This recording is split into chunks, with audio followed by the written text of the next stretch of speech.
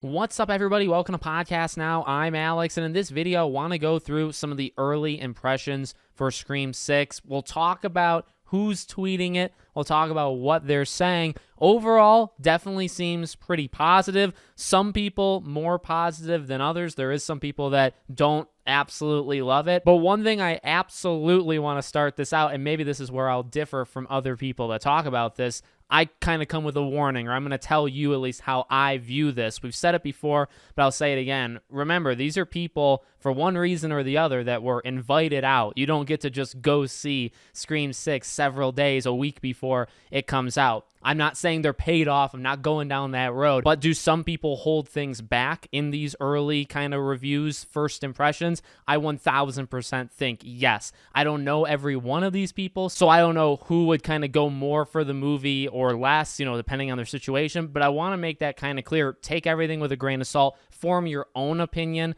on the movie either now or when you see it yourself. Okay, I actually firstly want to thank Critical Overlord, him on Twitter. He's just retweeting all of these different kind of reviews. I did find some that he didn't talk about, or at least when I'm looking at his stuff, there's some people that I didn't see from him, but I do want to thank him because he's kind of putting all this together. So we have Scream 6 is another welcomed entry in the meta franchise. It's not perfect, but like all prior films, it's a blast that'll happily be added to my yearly rewatch rotation. Mason Gooding steals the show. Scream 6 rules. It's better than its predecessor. Some crazy and gory kills and more mind-blowing twists that'll make you be on the edge of your seat. The movie focused on the characters from the previous movie while adding new faces. I assume it meant focusing on characters. I don't know. I think they messed up there. Scream 6 is another solid entry in horror's most consistent franchise, the scariest and darkest of the series thus far. The film takes a good amount of risks and adds some clever subversions that I did not see coming. Scream 6 is exactly what you want it to be and more. The tone is darker while still maintaining the wit that we love. The violence and the gore has leveled up. The pacing is fantastic. The performances are great. The franchise hasn't felt this tense or suspenseful since the original. If you loved 5, you'll love 6. If you didn't, I don't think you'll like this one. Personally, I have a lot of mixed feelings on it. I love Melissa and Jenna, but the storylines go off the rails for me. I dug the opening scene and some of the bloody kills, but wasn't a fan of the twists and turns. They felt a bit too convoluted. I also found some of the dialogue to be laughable and not in a good way. A mixed bag for me, but it is sure to make a killing financially at the box office. This comes from Chris Parker. I think a lot of you guys know who this is. Scream 6 is a brutal, bloody nail-biter. New York is used to its full advantage, creating some of the best chases and suspenseful moments of the franchise. The old and new crew share great chemistry. I loved how different this sequel felt. I have my gripes for sure, but overall solid. Scream 6 is a damn good time in true sequel fashion. It's bigger, bloodier, and scarier. Melissa, Jenna, Jasmine, and Courtney all give awesome performances, but Mason Gooding is the standout. So again, watch out because Ghostface isn't playing any games.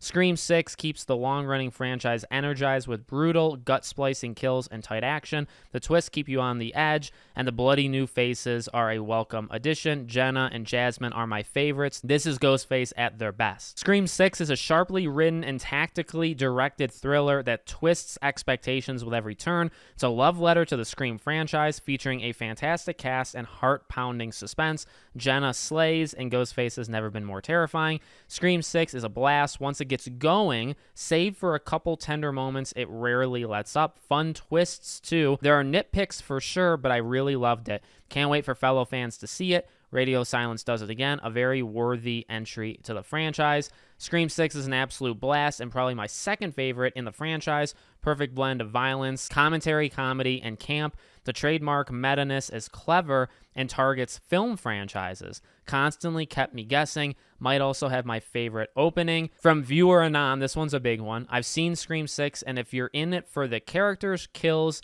chases, and scares, you're going to love it. I think it's the weakest killer and motive in the franchise, but that doesn't matter much when the whole movie is this ridiculously fun. Scream 6 waves one mighty red right hand. What a damn blast. It's more about what's going on in the characters' heads than the sharp objects that enter it. Delivering a refreshing entry with deep emotional nicks, Jenna Ortega is the film's greatest weapon. and Scream 6 takes interesting and thrilling leaps from its predecessors. It has bigger chases, bloodier and gruesome deaths, plus a killer opening sequence. Enjoyed seeing these characters again in a fun addition to the series that has plenty of Easter eggs fans will admire. So, like I said, overall pretty positive. I think some of the most interesting stuff, right? So Mason Gooding, multiple people, more than one, called him out, right? Specifically as, one of the leaders, one of the better parts of it. Jenna, right? Tara being one of the better parts. That's not that surprising. Seeing, when they kind of lump everybody in, right? The people that say, oh, they're all great. I mean, okay, I'm actually more into the people that kind of single certain people out. Who's the best one? Let's hear it. Let's see what you have to say. And so that's something I take from it. It seems to me like whatever the twists are / the kill. And again, I have not seen the spoilers. I don't know who the killers are. I don't know what the motive is. None of that stuff. So I'm just talking out of speculation. It seems like it's hit or miss. It seems like maybe it's because there's several of them that talked about bold, like doing their own thing. So kind of comes across like it's going to either hit for you or not hit for you. I'm a little worried. Specifically, viewer Anon, I wouldn't say we like align. I think everything he thinks, but he's somebody that I respect. He's somebody that obviously is in the know. I don't know what his rankings of the past killers and past motives are, but when he says something like the killers and the motive is the weakest of all films, that does scare me. Now, at the same time, the motives and the killers have always, I'd say, been rather good. I know some people had problems with 5. I overall didn't mind it. I'd say probably 5 is my weakest, or maybe Debbie Salt's revenge motive reasoning. That's about as normal, as it kind of gets, right? So I wonder how it stacks up to some of those. Those would, in my opinion, would be a little bit lower, but we'll see. So that is really the biggest thing I would say that stands out to me. You have the deaths, you have the gore, you have the scares. Those all seem to be rather high. So what's interesting is the people that talked about the nitpicks, right? People that have problems with it, but they won't get into it until next week. So I really think, some of them kind of said it more than others. There was the one that talked about how this is a commentary on other film franchises. That's very interesting. I think that's the first time we've heard that, right? So that's a little bit of new information. But I'm really, look, at the end of the day, again, these people have their opinions. I care in the sense that I'm making a video on it. I don't care truly all that much what any of these people think. Again, they're people that saw it early. They're not me. I care about what I feel about this film. So those are things, I take into it. But I'm really interested to see the people that said they have, the problems, whatever the problems may be, they'll talk about it next week. A lot of them said that. So I do feel like it has to do with the twists. Whatever kind of twists there are, maybe there's a controversial death, right? And I pray to God it's not Gale. I'm just throwing it out there. I guess I don't know. Whoever's the killers, whatever at the end, the motive.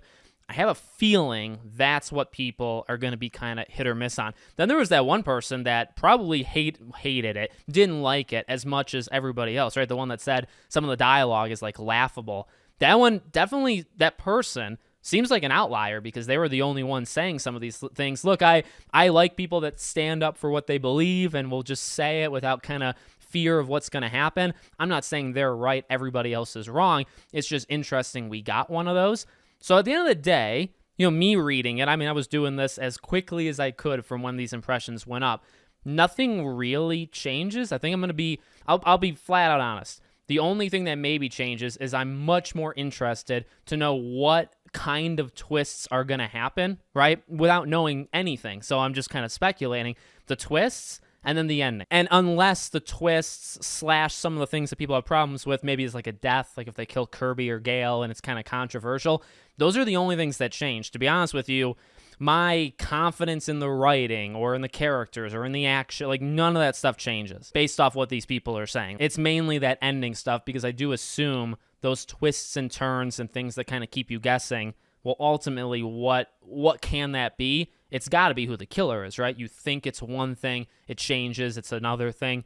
The only theme that can be in the entire movie is the whodunit part, because anything else, is it real? Why would it be such a mystery? Who cares if it's a mystery, right? It's got to be connected to that. So there you go. Form your own opinions, like I said in the beginning, but definitely let me know in the comments what you think. I haven't been checking comments because I'm so scared about it being spoiled, but we're almost at the end of that. The movie comes out in a week. I'll give you guys my review the night of. Plenty more videos and live streams even coming very, very soon, okay? Thank you for watching, and I'll see you all on the next one.